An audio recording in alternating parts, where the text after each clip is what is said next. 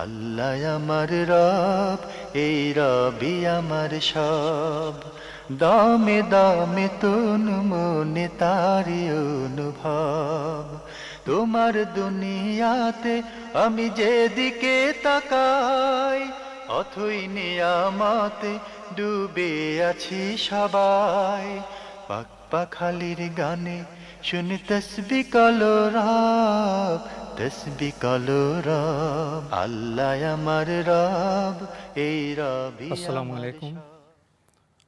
আলহামদুলিল্লাহ, আসসালাতু আসসালাম আলা রাসূলিল্লাহ। প্রিয় দর্শক, আপনারা যারা দেশে আছেন প্রবাসে, সবাইকে জানাই অনেক অনেক প্রীতি ও শুভেচ্ছা। শুরু হলো অ্যান্টিবাই আয়োজিত এবং লাভ হলো নিবেদিত অনুষ্ঠান আপনার জিজ্ঞাসা। আপনাদের সাথে আছি আমি জয়নুল আবেদিন আজাদ, আর আপনাদের মনে জাগা প্রশ্নের জিজ্ঞাসার জবাব দিচ্ছেন বিশিষ্ট আলেম ডক্টর মোহাম্মদ সাইফুল্লাহ।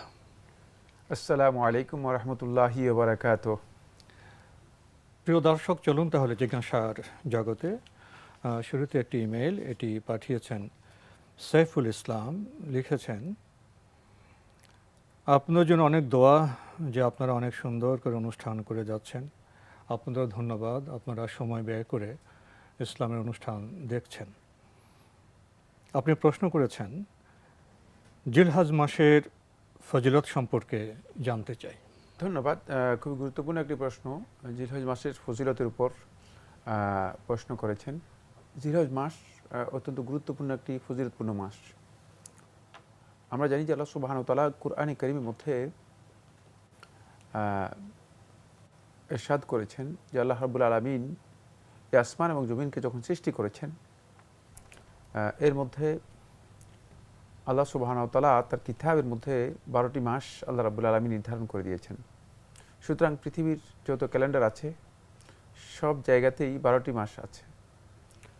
আর এই আরবি যে ক্যালেন্ডার রয়েছে সে ক্যালেন্ডারেও 12টি মাস আছে। তার মধ্যে 4টি মাসকে আল্লাহ সুবহানাহু ওয়া তাআলা অত্যন্ত মর্যাদাপূর্ণ এবং পবিত্র মাস হিসেবে আখ্যায়িত করেছেন, ঘোষণা করেছেন। মিনহা আরবাতুন হুরুম। কোরআনে কারীমের মধ্যে আল্লাহ সুবহানাহু ওয়া তাআলা ইরশাদ করেন যে 4টি মাসের মধ্যে, এই মাসগুলোর মধ্যে 12টি মাসের মধ্যে 4টি মাস হচ্ছে আল্লাহ রাব্বুল আলামিনের কাছে অত্যন্ত মর্যাদাপূর্ণ এবং নিষিদ্ধ মাস। ফালা তাযলামু ফীহিন, যে এই মাসগুলোর মধ্যে তোমরা পরস্পর একে অপরের উপর জুলম করবে না, অন্যায় করবে না, পাপাচারে লিপ্ত হবে না, খারাপ কাজে লিপ্ত হবে না। এই মাসগুলোর শ্রেষ্ঠত্ব হচ্ছে এই জায়গায় যে আল্লাহ সুবহানাহু ওয়া তাআলা এই মাসগুলোকে পবিত্র করেছেন। সুতরাং যুদ্ধ বিগ্রহ, পরস্পরের সাথে বিরোধে লিপ্ত হওয়া, একজন আরেকজনকে হত্যা করা, এই কাজগুলো এই মাসে গর্হিত, ভয়ঙ্করভাবে গর্হিত। এর পাশাপাশি হচ্ছে ওয়াদ্দুল মুফিহীন, মানে এই মাসগুলোর মধ্যে কারো উপর জুলুম করা, কোনোভাবেই যেন কোনোভাবেই জুলুম না হয়ে থাকে এই মাসগুলোর মধ্যে, খুবই নিষিদ্ধ কাজ। আর এরপরের যে পয়েন্টটি সেটা হচ্ছে এই মাসের মধ্যে জিলহজ মাসটি হচ্ছে একটি মাস। জিলকাদ, জিলহজ, মুহররম এবং রজব, এই 4 মাসের একটি মাস হচ্ছে জিলহজ মাস। জিলহজ বলা হয় থাকে বা জিলহাজ্জা বা জিলহাজ্জা বলা হয় থাকে এই মাসকে এই জন্য যেহেতু এই মাসের মধ্যে হজ পাওয়া গিয়েছে। মানে এই মাসের সবচেয়ে বড় ডিটি হচ্ছে যে বছরের একটি ইবাদত, এবং যে ইবাদতকে আল্লাহ রাব্বুল আলামিন একটু আলাদা বৈশিষ্ট্য মণ্ডিত করেছেন, ডিস্টিংগুইশড ইবাদত। ডিস্টিংগুইশড ইবাদত এই জন্য বলছি যে এই ইবাদত কিন্তু সকলের উপর ফরজ নয়। এই ইবাদত বিশেষ একটি দলের উপর ফরজ, যাদেরকে আল্লাহ সুবহানাহু ওয়া তাআলা সামর্থ্য দিয়েছেন এবং যারা অন্যান্য ইবাদতের ব্যাপারে মানে আল্লাহ তাআলার হকগুলো পরিপূর্ণরূপে পালন করে থাকেন। এই জন্য তাদের এই ডিগনিটিটুকু রয়েছে যে সামর্থ্যের কারণে তারা আল্লাহর ঘর পর্যন্ত পৌঁছবে, আল্লাহর ঘরে গিয়ে আল্লাহ রাব্বুল আলামিনের মর্যাদা, শ্রেষ্ঠত্ব এবং আল্লাহর ঘরের মর্যাদা তারা প্রদর্শন করবে। ওয়ালিল্লাহি আলান নাসি হিজ্জুল বাইতি মান ইসতাতা ইলাইহি সাবিলা। আল্লাহ সুবহানাহু ওয়া তাআলা বলেছেন যে আল্লাহ তাআলার জন্য এটা বান্দার উপর হক যে তারা যদি এই সামর্থ্য লাভ করে থাকে, আল্লাহর ঘরে পৌঁছা পর্যন্ত তাদের আর্থিক সামর্থ্য, শারীরিক সামর্থ্য এই দুটি থাকে, তাহলে আল্লাহর ঘরে তারা যেন হজ করে, আল্লাহর ঘরের উদ্দেশ্যে তারা যেন বেরিয়ে যায় আল্লাহর ঘরের সম্মান প্রদর্শন করার জন্য। এখান থেকে বোঝা যাচ্ছে যে এই মাসটি মানে হজের মাস হওয়ার কারণে একটা বিশেষ গুরুত্ব রয়েছে। আরেকটি বিষয় হচ্ছে এখানে খুবই গুরুত্বপূর্ণ, সেটা হলো যে আল্লাহ সুবহানাহু ওয়া তাআলা কোরআনে কারীমের মধ্যে আমরা দেখতে পাই যে সূরাতুল ফজরের শুরুতে আল্লাহ রাব্বুল আলামিন এই মাসের প্রথম 10 দিনকে আল্লাহ রাব্বুল আলামিন স্পেশাল একটা মর্যাদা দিয়েছেন এবং আল্লাহ সুবহানাহু ওয়া তাআলা এর জন্য কসম করেছেন।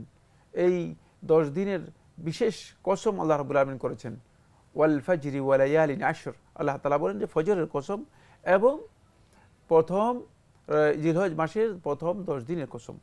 লায়ালিন আশর 10 রাত্রকে বোঝানো হয়েছে, 10 দিনকে বোঝানো হয়েছে। আব্দুল্লাহ ইবনে আব্বাস রাদিয়াল্লাহু তাআলা আনহু, আব্দুল্লাহ ইবনে ওমর রাদিয়াল্লাহু তাআলা আনহু এবং সহিহ রিওয়ায়াত দ্বারা সাব্যস্ত হয়েছে যে এর মাধ্যমে জিলহজ মাসের প্রথম 10 দিনকে বোঝানো হয়েছে। জিলহজ মাসের প্রথম 10 দিন হচ্ছে আল্লাহ রাব্বুল আলামিনের নৈকট্য ইবাদতের এত গুরুত্বপূর্ণ দিবস যে এর মধ্যে আল্লাহ সুবহানাহু ওয়া তাআলা অনেকগুলো মর্যাদাপূর্ণ দিনকে একসাথে করে দিয়েছেন। এই জন্য কোরআনে কারীমের মধ্যে আল্লাহ সুবহানাহু ওয়া তাআলা জিলহজ মাসের এই 10 দিনকে বলেছেন ওয়াজকুরু ইসমাল্লাহি ফি আইয়ামি মালুমাত, যাতে করে আল্লাহর বান্দাগণ এই সুবিদিত সুপরিচিত দিনগুলোতে আল্লাহ রাব্বুল আলামিনের যথাযথ জিকির করতে পারে। কোরআনের মধ্যে এই আইয়াম মালুমাতের ব্যাখ্যার মধ্যে আহলে তাফসীরগণ বলেছেন যে আইয়াম মালুমাত হচ্ছে জিলহজ মাসের প্রথম 10 দিন। এরপর আমরা যাই দেখি রমাদান মাস, এটা হচ্ছে আল্লাহ রাব্বুল আলামিনের কাছে অত্যন্ত ইবাদত এবং আল্লাহর নৈকট্য লাভের জন্য মাগফিরাতের জন্য অত্যন্ত গুরুত্বপূর্ণ মাস। এর শ্রেষ্ঠত্ব মর্যাদা হচ্ছে দুটি কারণে, কোরআনে কারীম এবং আমরা জানি যে সিয়ামের কারণে। ঠিক অনুরূপভাবে জিলহজ মাস এটা আল্লাহ রাব্বুল আলামিন নৈকট্য লাভ করার জন্য এবং বান্দা সত্যিকার আল্লাহ তাআলার কাছে আত্মত্যাগের মাধ্যমে বান্দা আল্লাহ রাব্বুল আলামিনের নৈকট্য লাভ করবে, ইবাদত করবে, আল্লাহর জন্য কোরবানি করবে। এই জন্য দুইটি গুরুত্বপূর্ণ শাইরা এর মধ্যে আল্লাহ তাআলা দিয়েছেন যেগুলো ইসলামের নিদর্শন। এক, হজ, ইসলামের অনেক বড় নিদর্শন। দুই হচ্ছে কোরবানি, এটাও যদিও কোরবানি ফরজ অথবা রুকন নয় বা মানে ইসলামের যে বড় বড় রুকন আছে সেগুলোর অন্তর্ভুক্ত নয়, কিন্তু কোরবানি এত গুরুত্বপূর্ণ বিষয় যে শুধুমাত্র কোরবানির পশুকেই আল্লাহ সুবহানাহু ওয়া তাআলা সূরাতুল হজ্জের মধ্যে যে আল্লাহ তাআলা নিদর্শনগুলোর মধ্যে অন্তর্ভুক্ত করেছেন, নিদর্শনের মধ্যে অন্তর্ভুক্ত করেছেন। ওয়াল বুদনা জাআলনাহা লাকুম মিন শাআইরিল্লাহি লাকুম ফিহা খাইর, দুইটা কথা বলেছেন যে ওয়াল বুদনা জাআলনাহা লাকুম মিন শাআইরিল্লাহ, যে এই যে কোরবানির পশু যেগুলোকে তোমরা জবাই করে থাকো এগুলোকে তোমাদের জন্য আল্লাহ তাআলার নিদর্শনের মধ্যে অন্তর্ভুক্ত করা হয়েছে, লাকুম ফিহা খাইর, এবং এগুলোর মধ্যে তোমাদের জন্য অপুরন্ত কল্যাণ আল্লাহ রাব্বুল আলামিন নির্ধারণ করে রেখেছেন। আল্লাহ তাআলা অপুরন্ত কল্যাণ এগুলোর মধ্যে আমাদের জন্য নির্ধারণ করে রেখেছেন। এখান থেকে বোঝা যাচ্ছে যে মানে জিলহজ মাসের ফজিলত এই দুটি গুরুত্বপূর্ণ নিদর্শনের কারণে আল্লাহ রাব্বুল আলামিন সমৃদ্ধ করেছেন। এবার আমরা আসবো যে পয়েন্টটি নিয়ে, সেই পয়েন্টটি হচ্ছে যে এই দিনগুলোর আমল আল্লাহ তাআলার কাছে কত বেশি প্রিয়। আব্দুল্লাহ ইবনে আব্বাস রাদিয়াল্লাহু আনহু বর্ণিত হাদিসের মধ্যে এসেছে, আব্দুল্লাহ ইবনে ওমর রাদিয়াল্লাহু আনহু বর্ণিত হাদিসের মধ্যে এসেছে। প্রথম হাদিসটি বুখারীর মধ্যে এসেছে, দ্বিতীয় হাদিসটি আবু দাউদ, সুনান নাসাই, মুসনাদ আহমদ এবং হাদিসের অনেকগুলো কিতাবের মধ্যে এসেছে যে রাসূলুল্লাহ সাল্লাল্লাহু আলাইহি ওয়াসাল্লাম বলেছেন যে মা মিন আইয়ামিন আল আমালুস সালিহু ফীহিন্না খায়রুন আহাব্বু ইলাল্লাহ মিন হাযিহিল আইয়াম, যে এই 10 দিনের নেক আমল আল্লাহ রাব্বুল আলামিনের কাছে আর কোনো দিন নেই যে এই সমকক্ষ হতে পারে আল্লাহ তাআলার কাছে এত বেশি প্রিয় অন্যান্য দিনগুলোর চেয়ে। এই 10 দিনের নেক আমল আল্লাহ তাআলার কাছে এত বেশি প্রিয়। সাহাবায়ে কেরামগণ আল্লাহ রাসূল সাল্লাল্লাহু আলাইহি ওয়াসাল্লামের কাছে যখন এই আমলে সালেহ, এই 10 দিনের নেক আমলের ব্যাপারে রাসূলুল্লাহ সাল্লাল্লাহু আলাইহি ওয়াসাল্লাম ফজিলতের কথা বললেন যে এই 10 দিনে যদি আল্লাহর বান্দাগণ নেক আমল করে থাকেন এটা আল্লাহ তাআলার কাছে সবচেয়ে বেশি প্রিয় হয়ে থাকে, সবচেয়ে বেশি মর্যাদাপূর্ণ হয়ে থাকে। সাহাবায়ে কেরামগণ প্রশ্ন করলেন, কালু ইয়া রাসূলুল্লাহ, ইয়া রাসূল সাল্লাল্লাহু আলাইহি ওয়াসাল্লাম, এটা জিহাদ ফি সাবিলিল্লাহর চেয়েও কি মর্যাদাপূর্ণ? তখন রাসূলুল্লাহ সাল্লাল্লাহু আলাইহি ওয়াসাল্লাম বলেছেন জিহাদ ফি সাবিলিল্লাহর চেয়েও মর্যাদাপূর্ণ। মানে এই দিনগুলোর নেক আমলগুলো আল্লাহ তাআলার কাছে এত বেশি মর্যাদাপূর্ণ। শুধুমাত্র ওই ব্যক্তির আমল ভিন্ন যে ব্যক্তি আল্লাহর রাস্তায় নিজের সম্পদ এবং জীবন নিয়ে বেরিয়ে গেছে কিন্তু কিছু নিয়ে ফিরে আসতে পারেন, অর্থাৎ শহীদ হয়ে গেছে। হ্যাঁ, তার মানে তার অবস্থানটুকু ভিন্ন, তার আমলটুকু আল্লাহ তাআলার কাছে অনেক বেশি মর্যাদাপূর্ণ, যেহেতু সে আর কিছু নিয়ে ফিরে আসতে পারে, শহীদ হয়ে গেলেন। জি, শহীদ হয়ে গেছে। তাহলে বোঝা যাচ্ছে যে এই দিনের আমলগুলো আল্লাহ রাব্বুল আলামিনের কাছে অনেক বেশি গুরুত্বপূর্ণ।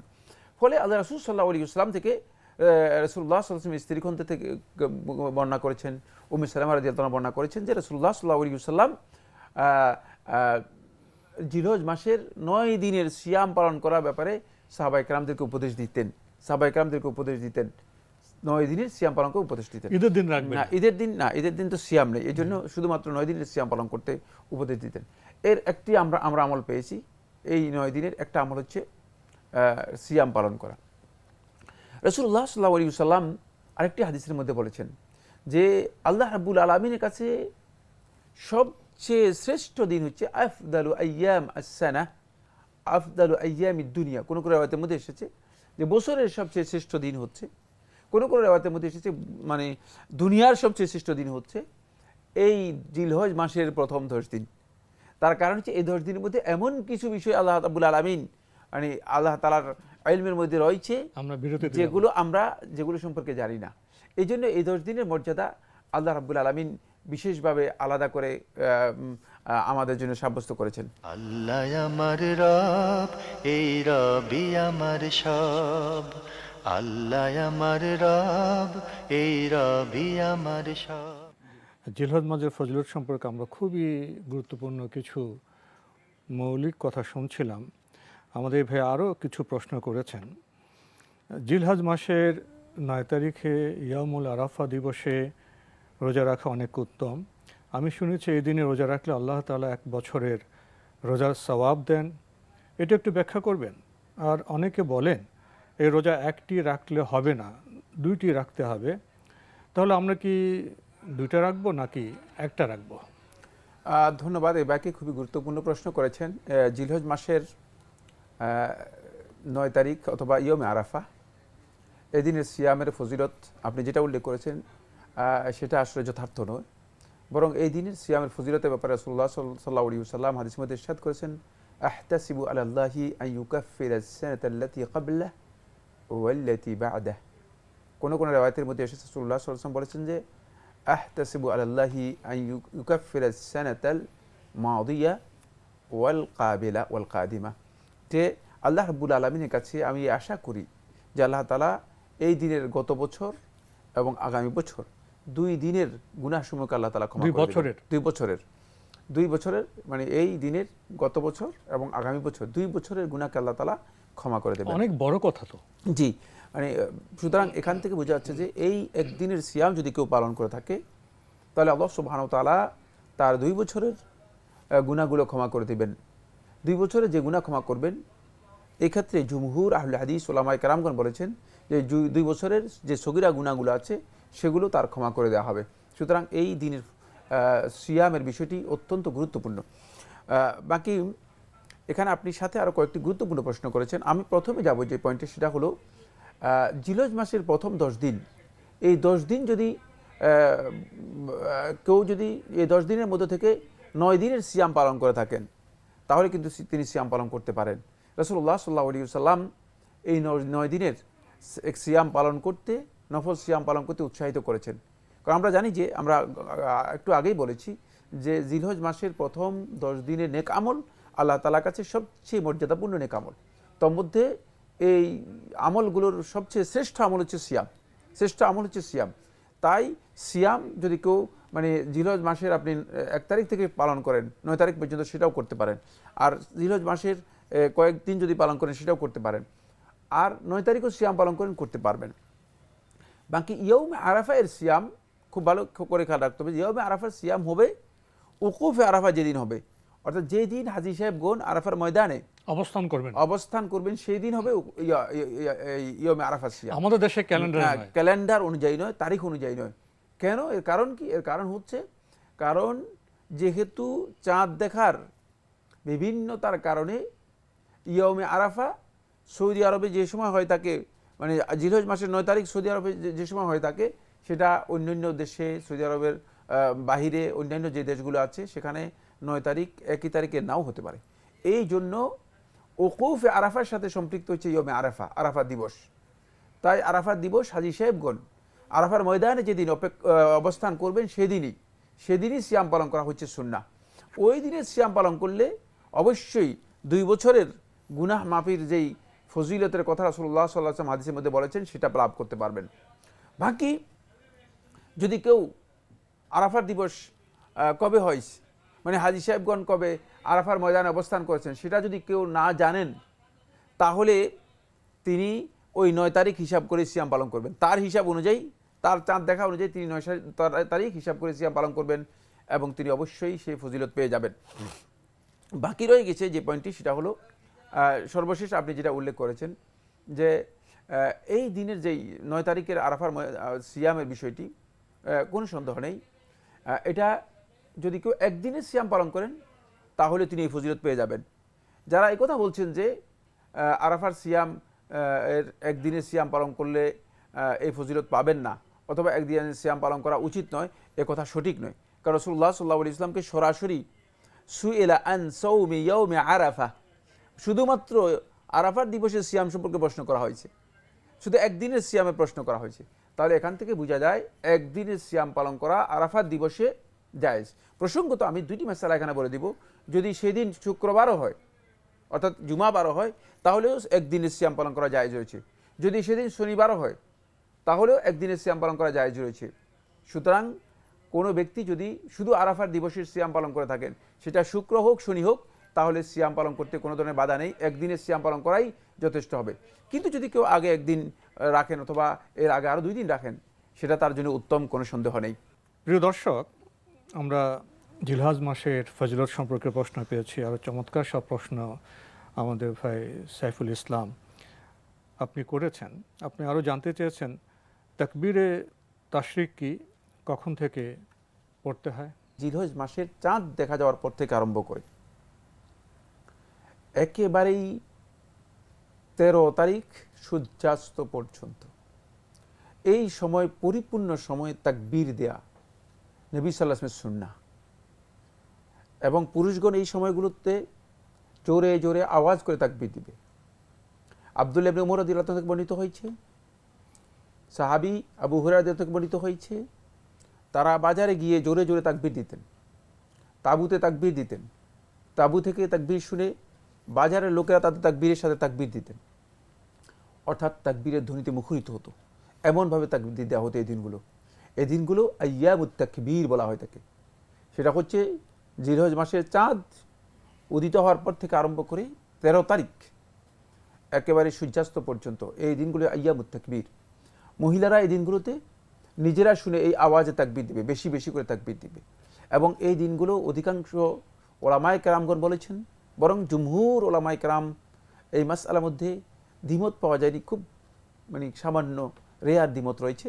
সেটা হচ্ছে যে সবাই বলেছেন সুন্নাহ হচ্ছে এই দিনগুলোতে সবাই তাকবীর দিবে এবং এটাকে তাকবীরুল মুতলাক বলা হয় থাকে।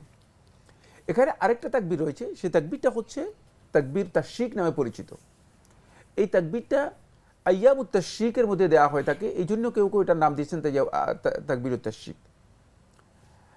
আবার কেউ কেউ বলে থাকে যে না, এটা এর শেষ হয়ে থাকে তাশরিকের মধ্যে, এই জন্য এটার নাম দেওয়া হয়েছে তাকবীরুত তাশরিক। কিন্তু তাকবীরুত তাশরিক ফিকহের পরিভাষায় আসেনি। সেটা হচ্ছে 9 জিলহজ ফজর থেকে আরম্ভ করে একেবারে 13 তারিখ আসর পর্যন্ত প্রত্যেক ফরজ সালাতের পরে বিশেষ করে একাধিকবার তাকবীর দেয়া ফরজ সালাতের পর। এবং এই তাকবীরটুকু আল্লাহ রাসূল সাল্লাল্লাহু আলাইহি ওয়াসাল্লাম সাহাবী আলী ইবনে আবি তালিব রাদিয়াল্লাহু থেকে সহিহ সনদে বর্ণিত হয়েছে, তিনি দিতেন।